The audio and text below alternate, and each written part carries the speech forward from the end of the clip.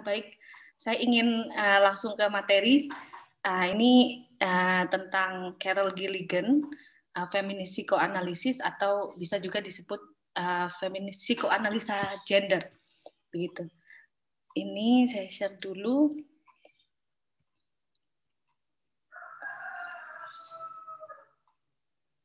Ya, baik.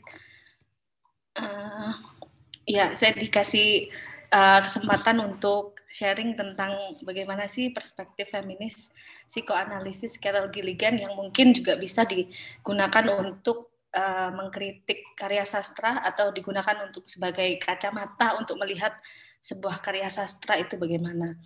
Yang pertama, kenapa harus Carol Gilligan? Karena sebenarnya dalam psikoanalisa feminis itu sendiri itu banyak hal atau berangkat dari berbagai hal yang menjadi kegalauan para feminis itu.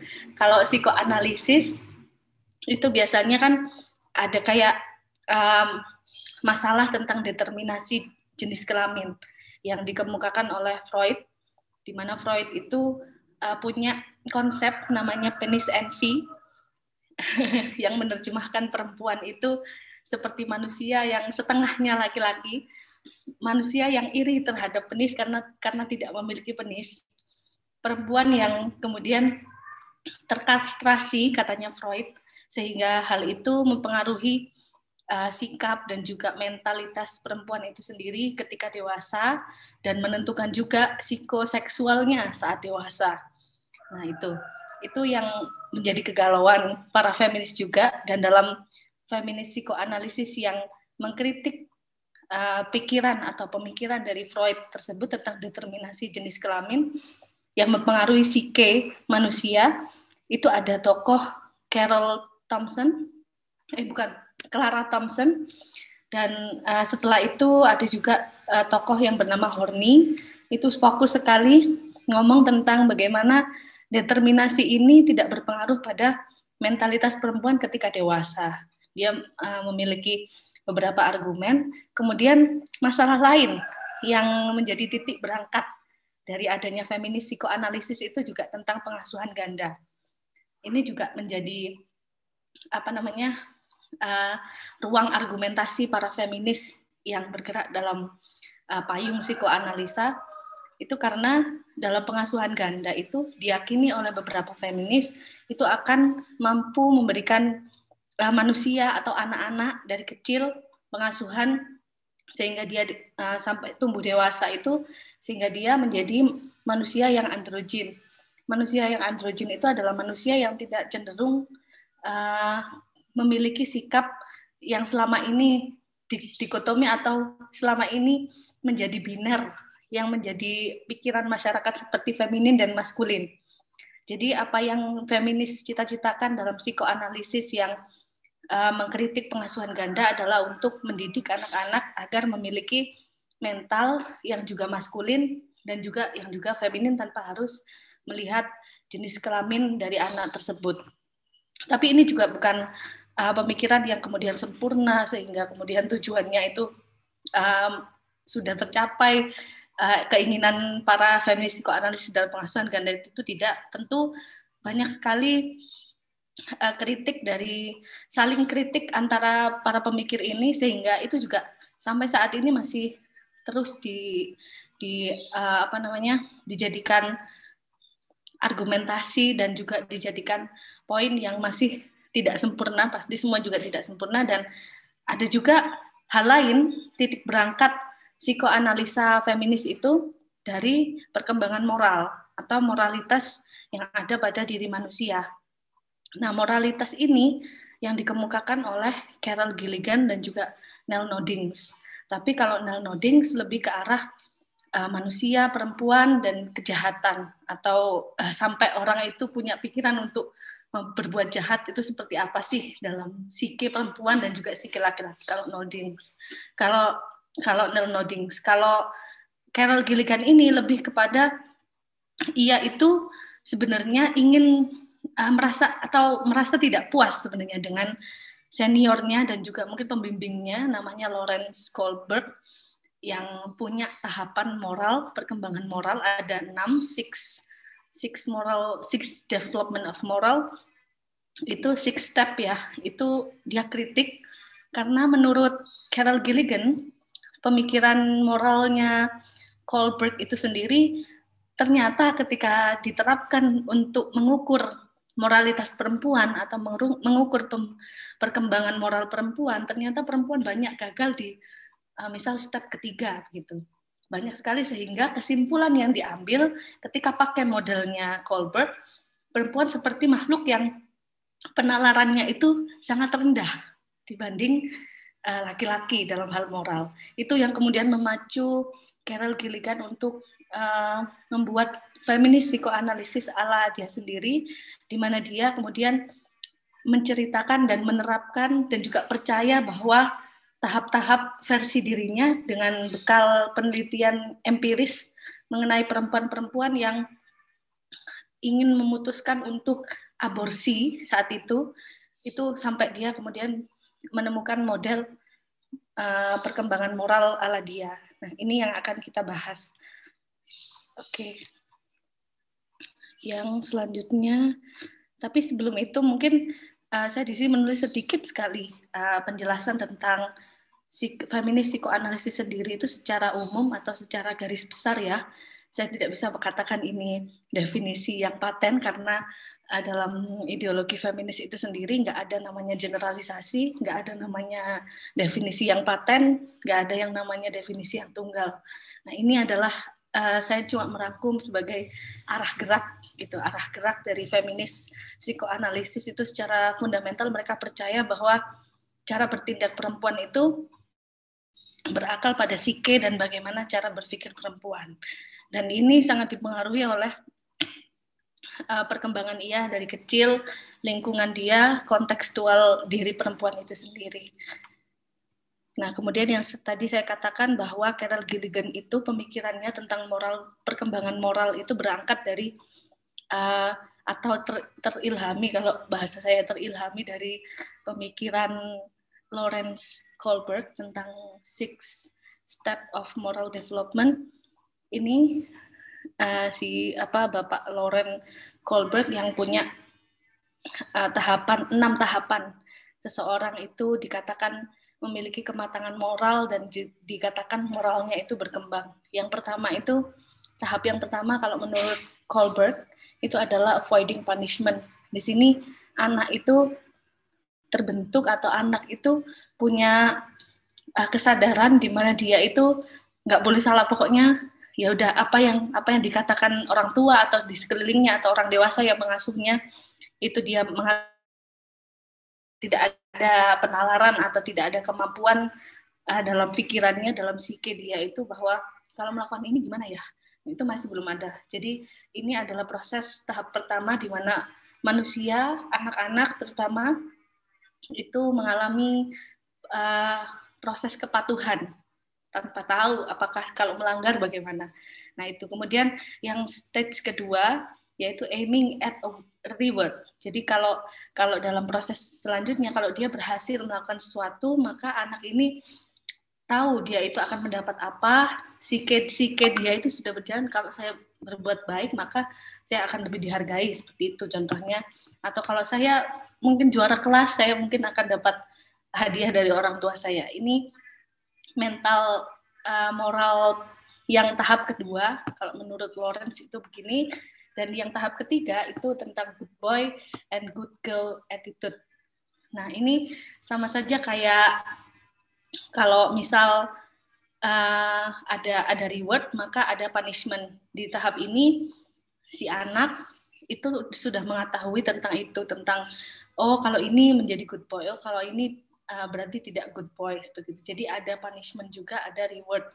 Kemudian yang step kedua yaitu tentang loyalty to law and order. Jadi ini tuh kesadaran di mana dia itu si anak ini memiliki pengetahuan tentang oh berarti di dunia ini tuh punya aturan-aturan tertentu ya, kalau saya melanggar ya oh ya benar ada punishment, oh ya kalau baik seperti apa. Dan kemudian yang terakhir dia bisa menyadari bahwa oh berbuat adil, berbuat baik, berbuat benar itu seperti apa.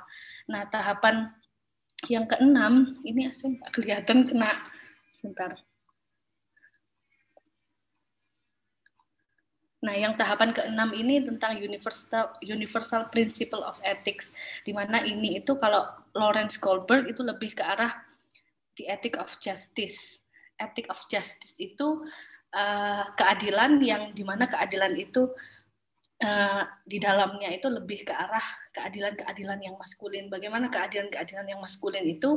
Keadilan maskulin adalah yang di dalamnya ada ketegasan tanpa tahu bagaimana pengalaman, tanpa ada pengetahuan atau tanpa adanya keingintahuan terhadap sesuatu atau terhadap pengalaman seseorang, dan adanya sebuah keterpisahan antara pengalaman yang valid seperti apa, pengalaman yang tidak valid seperti apa.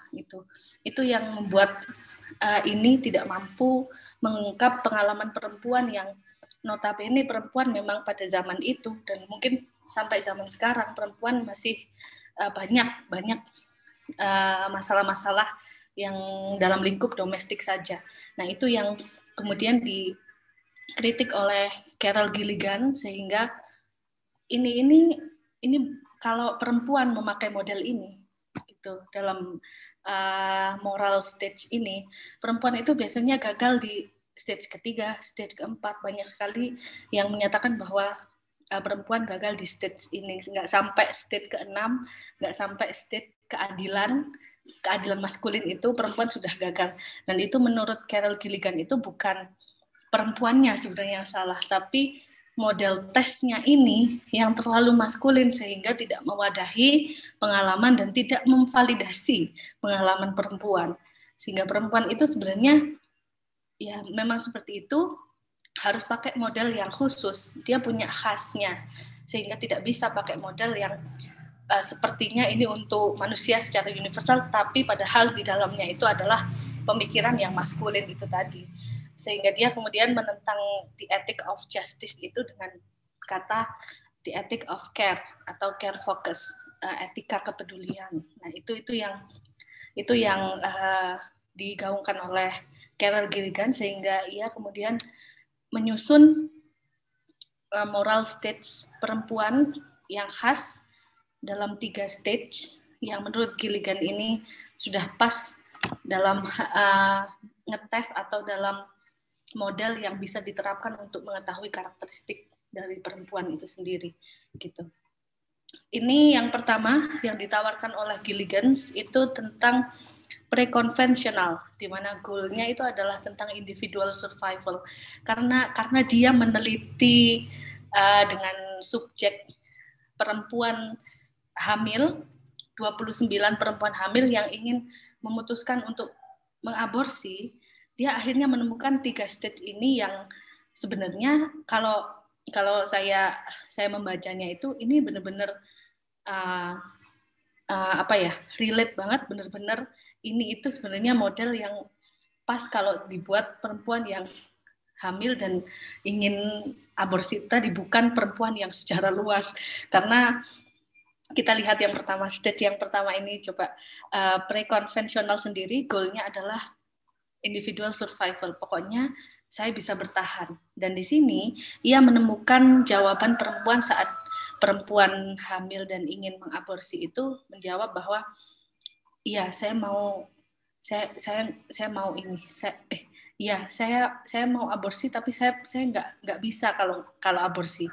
Jadi saya memilih untuk tidak aborsi, karena ketika saya nggak aborsi, saya punya anak, yang anak itu nanti bisa menjadi teman untuk saya bertahan hidup. Anak itu nanti akan membantu saya karena saya sudah kehilangan segalanya karena kehamilan ini. Misal kehamilan itu memang kehamilan yang tidak diinginkan pastinya ya. Karena pilihannya adalah mau aborsi atau tidak.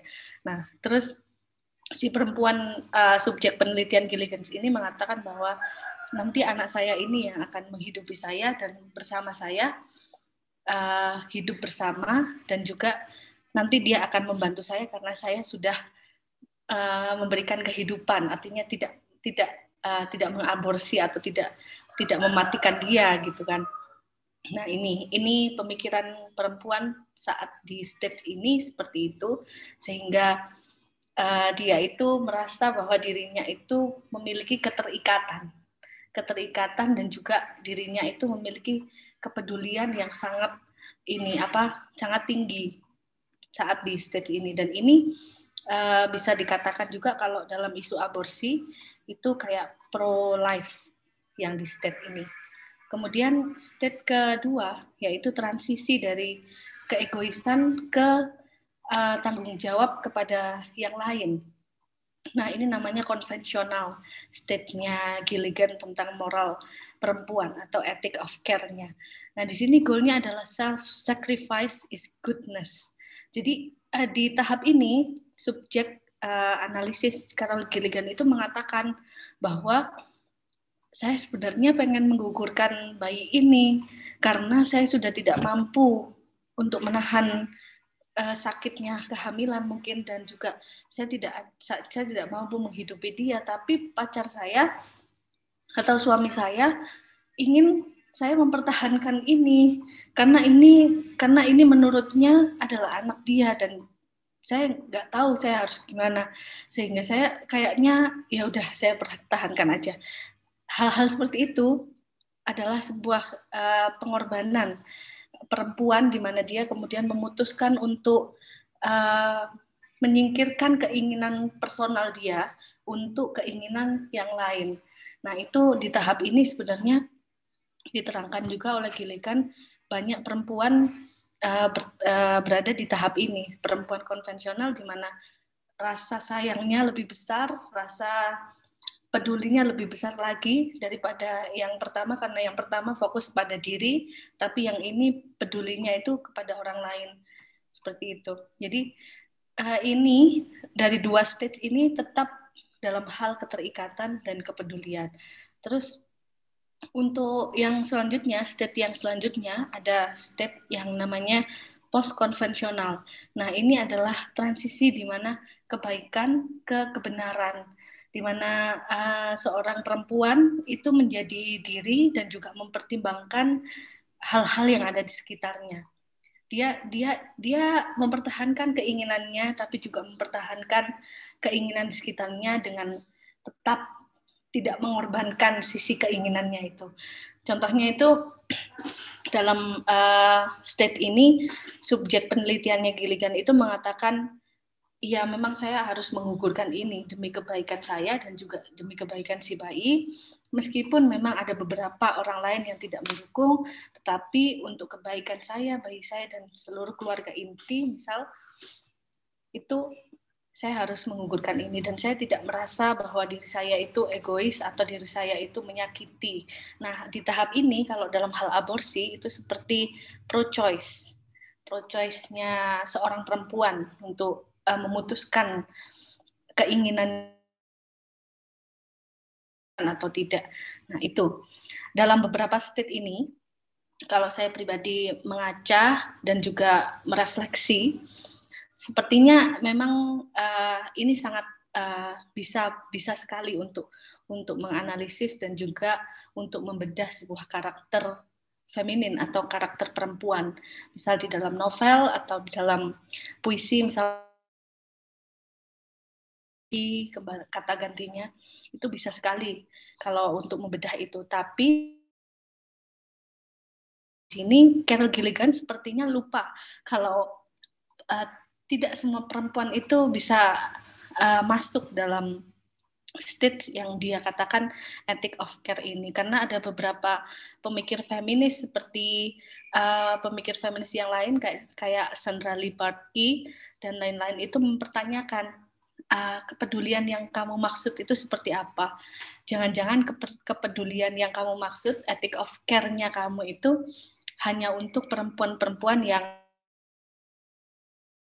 mempertimbangkan nggak kalau perempuan Afrika atau dari Asia dan juga dari agama apa, itu yang masih belum selesai dalam stage-nya Gilligan. Kalau untuk modelnya memang ini sangat lebih memvalidasi pengalaman perempuan dibandingkan dari stage moral yang Lawrence Goldberg tadi. Nah, itu untuk selanjutnya, kalau bahasa sederhana dari ini ya, dari teorinya Carol Gilligan yang bisa saya simpulkan itu, yang saya catat juga dari gambar ini, seperti kalau state pre-conventional itu adalah I love me sampai I love you. Tapi itu masih dalam hal keegoisan. Di sini tuh fokus terhadap benar gitu, harus survive, harus bertahan, harus sekali kalau dalam stage ini. Kalau stage yang konvensional, love you more than me. Jadi seperti saya itu mencintai kamu, tapi ya udah, kalau mencintai diri saya sendiri ya pokoknya kamu dulu. Saya yang berkorban banyak, nggak apa-apa. Yang penting saya love you gitu. Kalau post konvensional itu lebih mengatakan ya I love myself and you. Jadi myself harus sudah settle dulu dan kemudian kamu saya akan cintai. Jadi mencintai dan dicintai itu ada di post konvensional ini. Ini yang bisa secara sederhana ya kita terjemahkan tentang ethic of care teorinya Carol Gilligan atau teori perkembangan moral perempuan kalau dalam terjemahannya Feminist Talk. Kalau yang selanjutnya yang bisa saya katakan di kesimpulan yaitu feminis psikoanalisis ala Carol Gilligan tidak berfokus pada perkembangan psikoseksual laki-laki dan perempuan sebagaimana yang saya katakan di awal, di mana psikoanalisa feminis itu terbagi-bagi, yang psikoseksual ini lebih kepada determinasi jenis kelamin dan juga determinasi karakter laki-laki dan perempuan yang dikemukakan oleh Freud dan dikritik oleh beberapa para feminis. Kemudian feminis psikoanalisis Carol Gilligan itu lebih ke arah perkembangan psikomoral manusia, khususnya psikomoral yang keperempuanan atau feminin yang bisa memvalidasi pengalaman-pengalaman yang dialami oleh perempuan. Kemudian perkembangan psikomoral laki-laki dan perempuan diyakini memiliki perbedaan yang mendasar sehingga perlu rumusan khusus dalam meneliti moralitas yang tampak pada dua jenis kelamin tersebut, karena yang seperti teorinya Kohlberg tadi ternyata tidak fit kalau untuk meneliti moralitas yang ada di perempuan. Karena kalau menurut Carol Gilligan itu sendiri, setiap jenis kelamin itu memiliki kekhasan masing-masing dan sebaiknya dapat mengambil sisi baik dari maskulin maupun feminin gitu dalam hal moralitas. Kemudian yang terakhir yang bisa saya simpulkan, penekanan perempuan pada hubungan dan keterikatan mengarahkan mereka untuk mengembangkan gaya penalaran moral dan pemikiran yang menekankan pada keinginan, kebutuhan, kepentingan dari sekelompok orang tertentu. Sebaliknya, kalau laki-laki cenderung menekankan moralitasnya pada keterpisahan dan otonomi. Tentunya ini kesimpulan yang berdasarkan pemikiran Carol Gilligan ya, karena saya meyakini bahwa yang dimaksud perempuan dan laki-laki dalam hal ini itu bukan jenis kelamin biologis, tapi jenis kelamin sosial seperti feminin dan maskulin. Kalau itu sih menurut saya. Soalnya soalnya dari awal Carol Gilligan juga tidak ngomong tentang psikoseksual atau lebih dia ngomong tentang benar-benar perempuan dengan wujud perempuan atau laki-laki dengan wujud laki-laki, enggak, tapi dia lebih ke arah psikomoralnya, dia lebih ke arah bagaimana jenis kelamin sosial, artinya gendernya itu seperti apa.